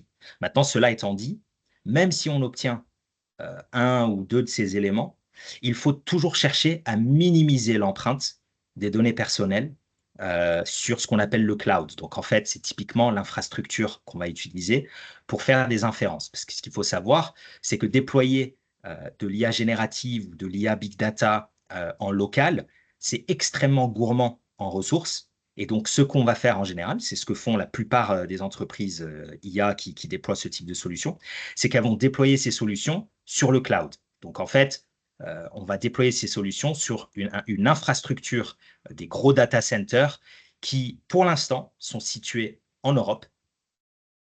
Donc, qu'est-ce que ça veut dire? Bon, on parle de fournisseurs d'infrastructures comme Microsoft Azure, comme Amazon Web Services, comme Google. En général, c'est les trois grands. Évidemment, il y a OVH Cloud en France, donc la solution française. Euh, et donc, il y a un deuxième enjeu ici, surtout au Maroc et en Afrique, qui est aussi le transfert des données personnelles à l'étranger. Et là, pour justement couvrir ce type de risque, on est obligé de passer par des autorisations avec la CNDP, qui va détailler donc l'utilisation des données et qui va aussi détailler tous les processus qu'on va mettre en place. CNDP, c'est le Conseil national de la protection des données, c'est ça? Et exactement, c'est le régulateur Commission, des données. c'est le régulateur. Ok, d'accord. Exactement, en fait, c'est l'équivalent de la CNIL en France. Donc, c'est le régulateur autour de tout ce qui est données personnelles et numériques au Maroc, et justement qui va réguler au titre de la loi 0809. Et donc, il faut obtenir une autorisation spécifique lorsqu'il y a un transfert de données personnelles à l'étranger. Et il faut aussi des mesures qui vont justement chercher à minimiser l'empreinte de ces données personnelles lorsqu'elles sont transférées. Donc, concrètement, comment on s'y prend chez Toumaï? C'est que nous, on travaille sur une structure qu'on appelle une structure hybride. Donc, on déploie en local auprès de l'entreprise en général.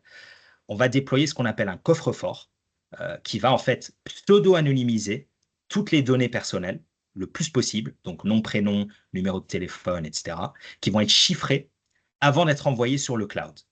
Ensuite, les données sont envoyées sur le cloud et c'est là où on va justement faire l'analyse big data en fonction en fait du cas d'usage. Et ensuite, lorsqu'il y a un renvoi en local, il y a donc le déchiffrement de ces données personnelles pour justement Ok, faire le matching qu'il faut faire. Donc en général, ça c'est une des solutions qu'on a trouvées. Il y en a d'autres. Ça c'est merci. sur la partie données personnelles. Mais je vois que dans la question, ça va un petit peu plus loin puisqu'on pose aussi des questions sur les risques de piratage de données, les pannes éventuelles d'infrastructures. Donc là, alors deux éléments. Premièrement, alors j'ai pas connaissance de cadre réglementaire, on va dire normatif. Il y a évidemment des normes, comme les normes ISO sur la partie sécurité des données, auxquelles on va justement essayer de se conformer, donc avec tout un process on va dire, de manière sécurisée de traiter la donnée, donc des doubles mots de passe, multi-factor authentication, du chiffrement, des protocoles lorsqu'on va envoyer des données d'une machine à une autre. Donc voilà, il y a tout un tas de choses auxquelles on va veiller. Mais ça, c'est pas forcément spécifique à l'IA. C'est de manière générale, lorsqu'on travaille sur des données et sur ce qu'on a donc des logiciels, on va essayer justement d'appliquer ce type de sécurité. Ensuite, sur la partie PAN, donc là, en fait, souvent, c'est régi contractuellement par ce qu'on appelle en anglais un SLA, donc un Service Level Agreement, qui va justement détailler des niveaux minimums de garantie, entre guillemets, de disponibilité du service. Donc, en général, nous, qu'est-ce qu'on fait? En fait, on se cale sur le SLA qu'on a entre nous et notre fournisseur d'infrastructure, donc Azure, AWS, Google en fonction. C'est eux, en fait, qui vont garantir, puisque l'infrastructure est à eux, donc c'est eux qui vont garantir aussi un certain niveau de continuité du service autour de l'IA.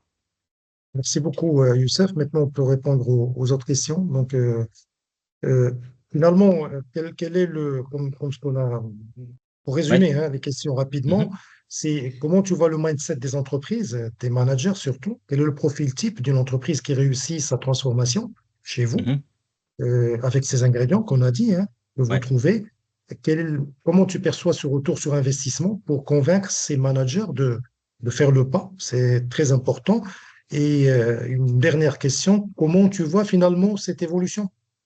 On est peut-être au début. Comment tu vois cette évolution de l'intégration de l'IA dans la vie des entreprises d'une manière générale, dans tous les secteurs? On a focusé aujourd'hui sur l'expérience client, mais on l'a dit, la chaîne de valeur, les achats, les ressources, l'humain, le capital humain, les finances. Dans une entreprise, il y a tout ça. Donc, comment tu vois cette réponse rapide, s'il te plaît, Youssef? Merci. Alors, sur le profil type, très rapidement, en général, nous, on les qualifie comme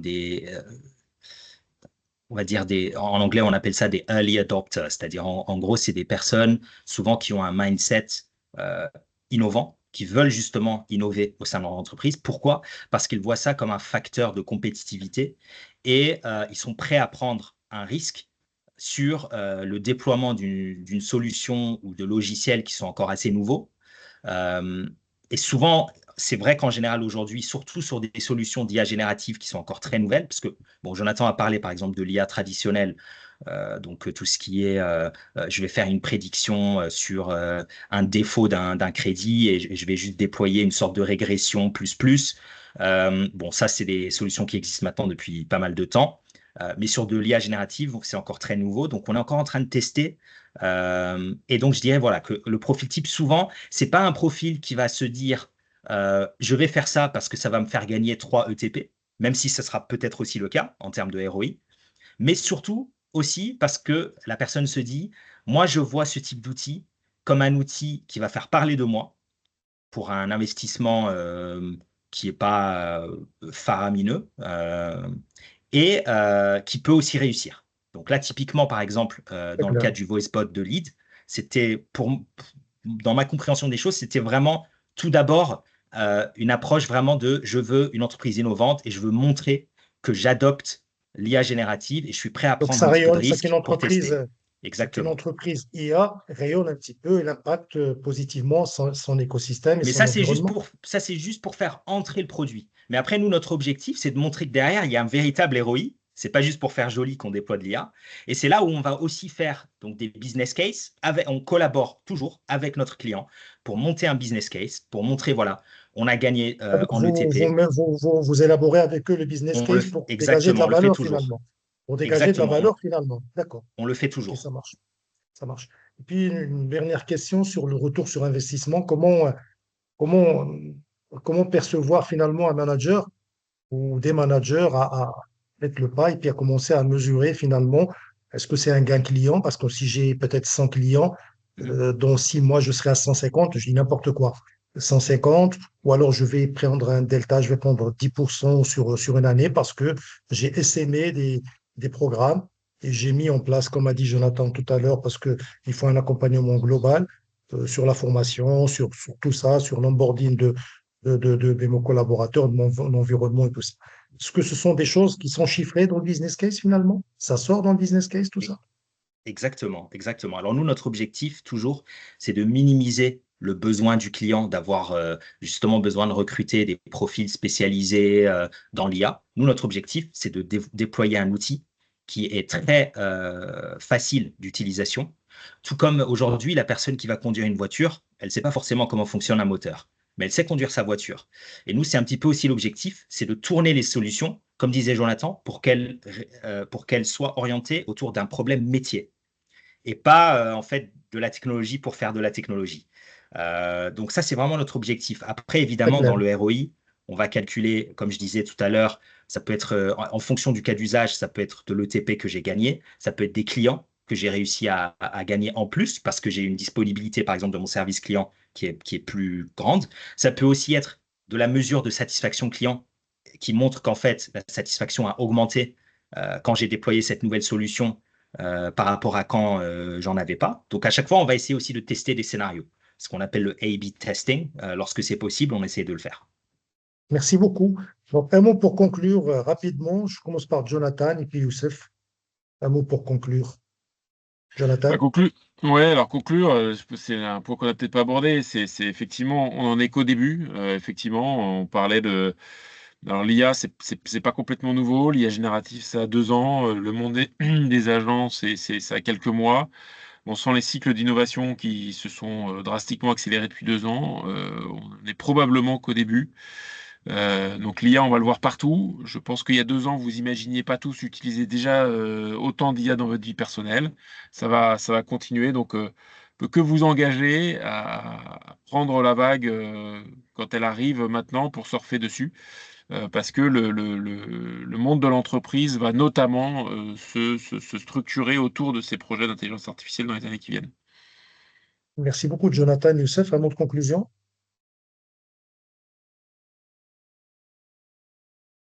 Youssef? Ouais, ouais, pardon, j'étais en mute.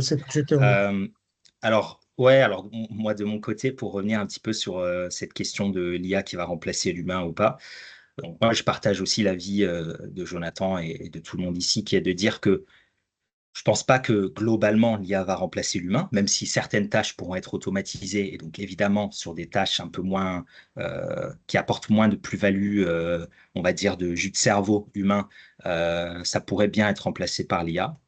Mais en revanche, je sais plus qui a dit ça, mais une personne qui sait utiliser l'IA remplacera une personne qui ne sait pas l'utiliser. Et c'est vraiment, je pense, ça C'est clair. qu'il faut retenir. Après, quand on dit sait utiliser l'IA, ça ne veut pas dire que tout le monde a besoin d'avoir un background technique, mais juste d'être sensibilisé sur l'évolution justement de l'IA dans son industrie. Merci beaucoup, Jonathan et Youssef, pour vos interventions et d'avoir participé à ce webinaire. Merci à Assistance de nous avoir suivis lors de ce webinaire. Merci au groupe Tijari Bank, Marché des grandes entreprises, Aja, Teninan et Marc Aurel pour votre soutien tout au long. Et meilleurs vœux, puisque c'est le dernier webinaire pour cette année. Nous vous redonnerons contact en janvier, Inch'Allah, pour un démarrage pour 2025. En tout cas, d'ici là-bas, portez-vous bien. Merci beaucoup et à la prochaine. Merci beaucoup. Merci Merci à Jonathan, tous. merci Merci. Youssef. Merci, au Merci tout revoir. le Merci. monde. Merci, au revoir.